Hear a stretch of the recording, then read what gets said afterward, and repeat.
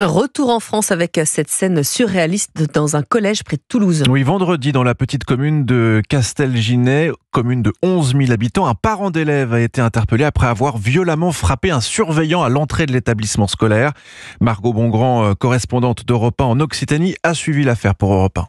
Il s'agit du père d'une élève. L'entrée du collège lui a été refusée. Il en vient donc rapidement aux mains, explique le maire de la commune, Grégoire Carnero. Le parent d'élève a frappé au visage ce personnel qui est tombé à terre. Il a eu également quelques coups de pied pendant qu'il était à terre. On est sidéré.